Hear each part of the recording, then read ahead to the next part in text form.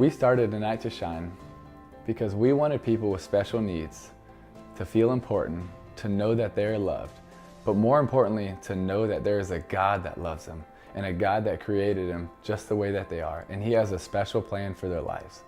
And so we came up with this prom idea where they could all be the queen or the king of the prom. You know, in Philippians, Paul tells us to make our joy complete by being of the same mind, maintaining the same love, united in spirit, intent on one purpose. What is that purpose? That purpose is God's love for humanity. That is what Night to Shine is all about, because we want to share God's love all over the world.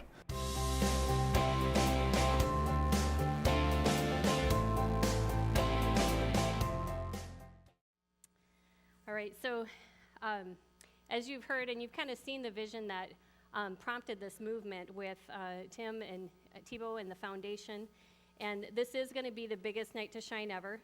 As they've said, there's 150,000 volunteers, more than 375 churches, and 75,000 honored guests that will be celebrating simultaneously next Friday night. So we are really honored to be part of that. And I think like all of the leaders of the churches and even of the Tim Tebow Foundation are probably feeling a little tension and stress right now, trying to get all the last minute details pulled together. And they sent this email today, and it really touched me, and I'm hoping that maybe this will speak to some of you as well, whether it's about this event or maybe another aspect of your life. This came from Liz Dellenbeck, and it says, "I'm sure the things are very busy for you as we are now in the home stretch of our biggest Night to Shine yet. Please know that we are praying for you and your team as your staff, volunteers, vendors, and guests prepare for the big night." In Luke chapter 10, we find ourselves immersed in the story of Mary and Martha. Have you ever noticed the words, Martha opened up her home to Him? She opened her home to Jesus. As a host of Night to Shine, you too are doing something very similar. You're opening up your church home to God's people with special needs. In John chapter 9, Jesus' disciples asked Him about a person with special needs, a man who was born blind. Jesus told His disciples that the man was born that way so that the works of God might be displayed in him. Isn't it incredible to think of your Night to Shine guests in this way? They were hand-chosen by God so that His works could be displayed through them. And next Friday night, you will be opening your church home to them to love them and celebrate them.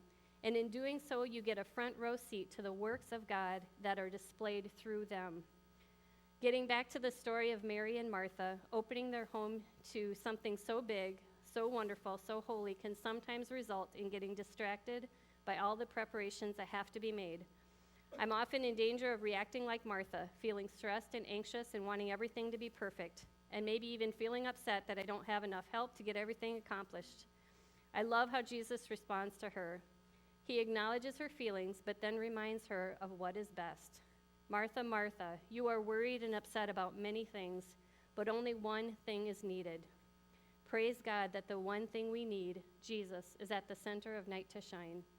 We are praying for you daily and are asking God to be glorified through each and every one of the proms next Friday. And that was a real word of encouragement to me, and I hope to all of you in the passage of life and all the craziness that really, as long as Jesus is the center, we're okay. So starting that out, I want to start out with a quick thank you to some that have already been really active in working toward this event. We've already had a shopping day, free shopping day, that was held last Saturday here at church from 1 to 3. And I know there was a lot of multiple days of preparation getting ready for that. Willie Reed headed that up, and there was a number of ladies that volunteered for that. And they're going to also have another shopping day this Saturday. So if you guys know of guests that still need formal wear, please ask them to stop in here from 1 to 3 on Saturday, and they will hopefully find something that will help their night to shine as well. With that, then, now you got a couple handouts when you came in. The first one I want to run through is the one that says important information. So we're going to kind of walk through some logistics of the night and what that's going to be like. We are asking that volunteers try and arrive starting at 4:30. Volunteers, we're going to try and have volunteers park in the Methodist Church parking lot. Because we need to create as much space in our parking lot for guests and parents and caretakers that are going to be coming as well. I think there's about 100 spaces over there. There's going to be some shuttles that will be running back and forth, so you don't have to walk that whole distance. But Jeremy Thorson said that he would have shuttles running probably starting about 4 o'clock until 4:50. Now, I'm hoping, the goal is to have people start arriving at 4:30 because we want you to come in through the educational wing doors, and we're going to have a check-in there on that side for volunteers. So we need to be able to get everybody checked in. We're going to have room in the nursery area for you to put your personal belongings. I did note here that even though we have an area for your personal belongings and stuff, it's not necessarily going to be secured and monitored for anything. So if you have valuables or anything really near and dear to you, just leave it at home or lock it up in your car so that we don't have to worry about that here. Maybe in particular, buddies may want to use this hallway, the coat hooks, so that if they end up needing to do a limo ride with their guests, that they can easily access their coats. And then maybe other people can leave their coats that wouldn't be going outside during the event. They could leave their coats in the nursery area. So that's just some logistics for when we want you to come. The goal is to have everybody through that check-in process, get your stuff put away, and then be in here in the sanctuary by 5 o'clock. We want to have a prayer service, a prayer time with the volunteers before the event starts. So from 5 to 5:15, we want everybody who's volunteering in here in their seats and ready for some prayer. So we lift up the whole night to God and that he can be here and present through that event. We anticipate, even though the event starts at 6, we anticipate, based on last year, guests started arriving early. So we want to be ready for guests to come at least by 5:30. So as soon as we have our prayer service and get through that, we'll let you go. And I would ask, in particular, buddies especially, but everybody in the event, to walk through and make sure that you are aware of where everything is at. We're going to talk through it here, but the night of the event, just walk through and make sure you're familiar with where the respite room is, where the quiet room is, where the hair and makeup stations are, and so that when you have your buddy, you don't need to wonder. Your guest, you'll just know, where would you like to go? Would you like to go down here and we can, go to the photo booth or have some hair and makeup done? So talking about that, we've got activities and locations also on this sheet. So we will have hair and makeup in rooms 104, 106, and 108. And those stations will be open from 5:30. So those are open from 5:30 to 7:30. So if guests come early, they can go ahead and go over to the hair and makeup. And so 104, 106, and 108 are down that hallway there on the left side. We'll have shoe shine in the entryway out front.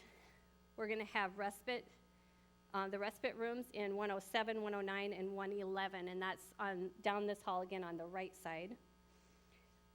We'll have dancing will be in the sanctuary that'll start at 6 till 7:30. We'll talk about the crowning ceremony in a little bit, and then from 8 until 9.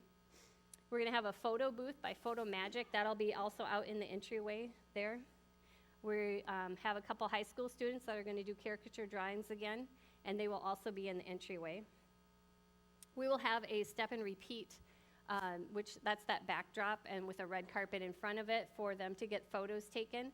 That'll also be located in the entryway. If any of this changes when we actually do the setup, I'll let you know that night, but this is where we anticipate everything will be. The bingo will be set up in 305, which is right out here behind or next to the entryway before you get to the fellowship hall. Of course, we're going to have food. That'll be in the fellowship hall. We will also have some food set up here in the sanctuary, and then dancing will be more over on this side. Karaoke will be in the fellowship hall. Limousine rides we'll be having guests enter through the fellowship hall doors and not through this main entryway. So when they do limo rides, since their coats will be over in the fellowship hall, that's where they'll go and line up to do limo rides going out that door as well. We're also going to have thank you cards on the wall. This is one thing that I really want to ask the buddies be very intentional about at least sometime during the night. We're going to have some larger size thank you cards hung up on the wall, and just take your guests, go along and see if they'll sign a couple of those or all of them.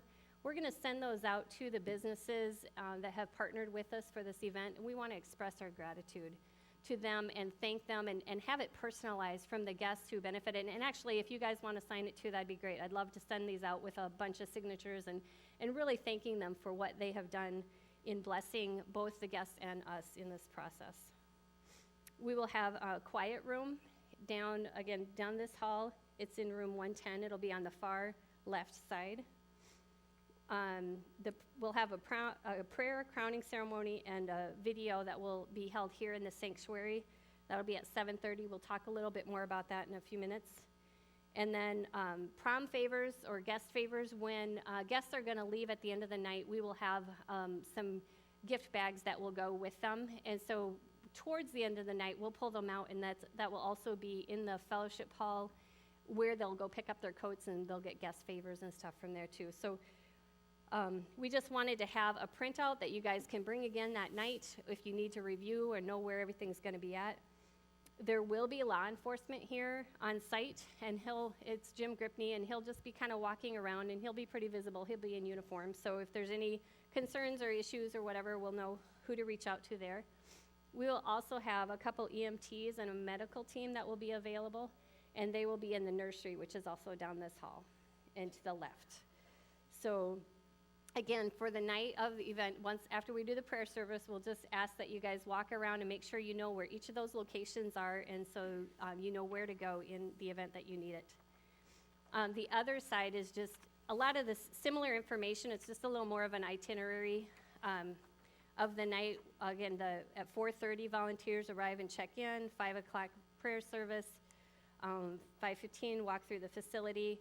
At 5:30 is when, again, all buddies, if you're serving in hair and makeup, obviously you would go there, but all buddies need to congregate in the fellowship hall, and we want the buddies to be there for that red carpet walk. We want to make that big. That's one thing I heard over and over again from Tim directly, that a lot of people with special needs have never been cheered for before. You know, they kind of maybe get overlooked or passed by in life, and we want to make this special for them. We want them to know they matter, and this is their night, and we really want to cheer and make it big and make them feel special.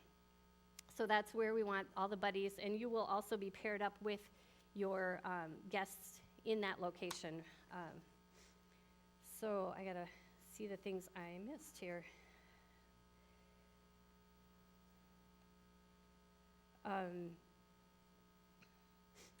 So when the guests come in, they'll be coming in through the fellowship hall, and there will be 3 registration tables that they will register at, and they'll get their coats checked at that point.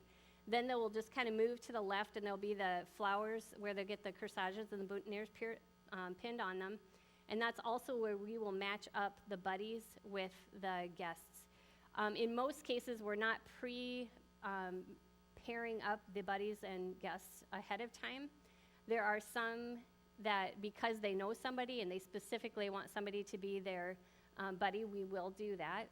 But other than that, we will just be, grabbing the next buddy to be going with the next guest, and then you can help them down the red carpet. Either offer them the arm or just walk alongside of them, so that that will encourage them to move along that process. And then when you get to the end of that, you've got your guest, and you can move on into the other activities that have already started. If it's still 5:30, again, that will be hair and makeup. The photo booth should be available. Shoe shine will be available. So some of those things will be up and running. Officially, the dancing and some of those other things will start closer to 6 o'clock. So and I guess with that said, we're going to try and get all of the guests through that red carpet experience by 6:30. So they'll start probably 5:30, but hopefully everybody can be through there by 6:30, because then we'll roll up the red carpet. We'll set up additional tables for serving the food will already be ready, but to eat the food at, and we'll start up karaoke in there as well. And then the limousine rides will be available. So there's those 3 events or 3 activities that will be starting at 6:30 after we have gotten everybody into the event and checked in. So with that, then we've got The crowning ceremony, we pushed that up. Last year we had it at 8 o'clock, and things got a little bit late. Some guests need to start leaving because of either they have medications or they need to get to bed or whatever. So we're pushing the crowning ceremony up to 7:30. So when we have the crowning ceremony, all of the activities will stop, and we will bring everybody into the sanctuary here.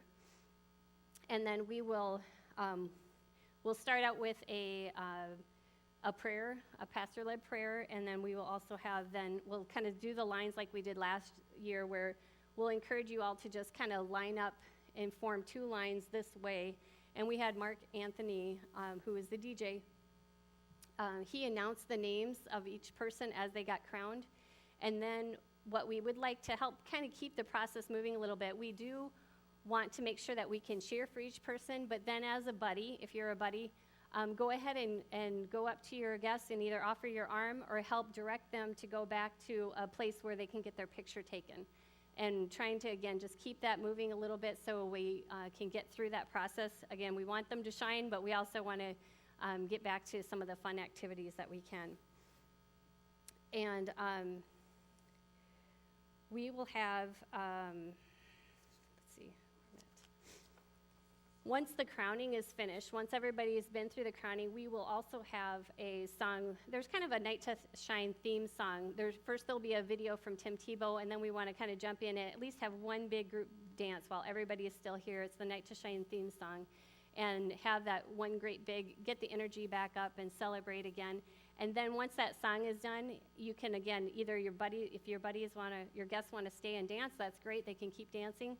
Or if they didn't get the limo ride and they want to go back and do a limo ride quick, that's great. Or go back to karaoke or whatever activity, they can move on with that. So we will have limo rides that will end at approximately 8:30. So again, if that's going to be something important to your guests, make sure that you get it in during that first hour between the 6:30 to 7:30 time, or that as soon as the crowning's done, you try and get out there as well so that they don't miss out. The biggest thing is just interact with the guests, whether you're a buddy or you're any other position. Make sure you're interacting with the guests and having fun with them. It's really about them tonight. If you are a buddy, we will be printing like some of their interests. If they fill that out, they're online, they'll see their interests or fun facts. Use that as some conversational tools and stuff. And then also review that sheet when we give it to you for any allergies or sensory concerns. And we'll hit on that a little bit more in the future here. Another handout that you guys received was this thing. It has resources on the top. And on one side, I'm not going to run through them, but we always want to make sure that we are treating our guests with respect and honor. And there are some terms that are sometimes used, and they can be offensive to people with special needs. So I do ask that you just please review these now and maybe before you come that night, just to make sure that you're being sensitive and honoring to them in your language and how you talk. The back side, I do want to take a couple minutes and talk through the top part. These are just some tips for dealing when offering assistance to a person with a disability. Wait until your help is accepted and ask how you can best assist them. So don't assume, even if they're, maybe they're struggling to do something, but don't assume that means you need to do it for them. Just offer assistance. If they accept it, then go ahead and help them out. And if they want to do it themselves, let them do it themselves. That's fine. Address them as you would any other person. So they're just people. You just talk to them like you would anybody else. It's acceptable to offer a handshake during introductions, even if the other person has limited mobility in their hands or an artificial limb. So that's fine. Do not alter your voice or speak in a simplified, childish manner. So again, just treat them as you would want to be treated. If an interpreter, I don't know if we would have this situation, but if an interpreter is present, speak directly to the person and not to the interpreter. Do not lean on anyone's wheelchair. That's their personal space. And do not interact with service animals without asking first. We didn't have any of those here last year, and I haven't heard of any this year, but if just in case, just always ask permission. If the person with whom you are speaking has a visual disability, then make sure you identify yourself and any other person that might be accompanying you, just so that they know, and not be unsure as to who is right there. So it's just kind of a courtesy thing. And then the last one here is be patient. If the person with whom you're speaking has trouble understanding, you just do not get frustrated or raise your voice. Just have patience, and you can usually get through that. And a lot of people, if they're really high special needs, they are usually having a caretaker is going to be with them. And so if there's any concerns or questions and stuff, they can help get you through any situations like that. So the last part of that page also has preventing and handling some uncomfortable situations. So you can read through that. And I'm asking Corrine Scoop to come up too and talk a little bit about signs for maybe a person who might be getting a little overstimulated and how to handle that. So, My name is Corrine. I'm speaking really loud, right? yes. Oh, well, in here. Oh, Sorry. sorry. I don't know if it's on. My name is Corrine, and I work at a mental health agency here in town. And in our agency, one of the services we provide is services for people with disabilities. And so with our experience, I just wanted to share some different things that works for us. And as Marcia said, we're going to have a sensory room down at the end of the education wing on the left-hand side. We will have somebody in there at all times. So common things that you will see if someone is overstimulated, they might flap hands, they might cry. Maybe you'll see someone kind of hit on their head a little bit. Everyone's gonna be a little bit different, but be okay with that. So think about if you're a young kid and you've been asking your mom and dad forever for a puppy, and you open up a Christmas gift and there's a puppy in there, how would you react? You might scream, you might cry, you might shake, but then you'll settle down.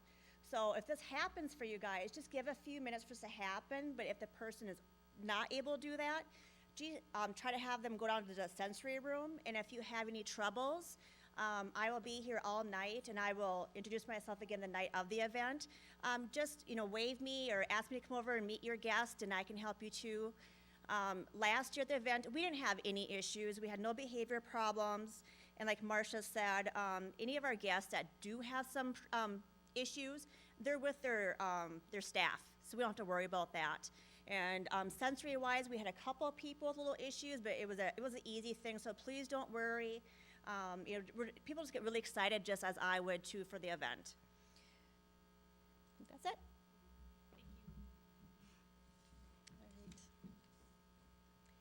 All right. The next thing that I just want to touch on real quick is we get a lot of questions on what to wear.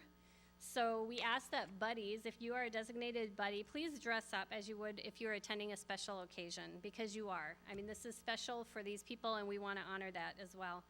I don't think I really need to say this, but I'm going to just on the side of caution, if you are a lady and wearing some formal wear, please make sure there's appropriate coverage. So that's enough said there. Outside crew wears whatever they need to stay warm that night. We have no idea what the temperature will be. Last year it was quite cold, so they will be bundled up most likely. And then everybody else, just what we kind of were planning on is everybody else wear black pants and a white shirt or all black, just as a helper. You don't need to dress up if you're working in the food area or activities or some of those other areas. You can be a little bit more identified if we're just kind of in the more traditional black pants and either a black top or a white top, or a black dress if you want to, that's fine too. So that's kind of what to wear as a whole. Volunteer paperwork, I know Chris was out there just talking to everybody as you came in. When you signed in today, if you weren't already in our system, we did ask that you sign in your name and address and all of that on that blank sheet. But for everybody else too, if you have not turned in your background paperwork, please do so before you leave tonight. Or if you're planning on providing it from a prior, from an employer or some other clearance that's already been run in the last year, just let me know that, but try and get that in as quickly as possible so that we can just get through all of our stuff and make sure that we've done all the proper clearance for people who are volunteering. We do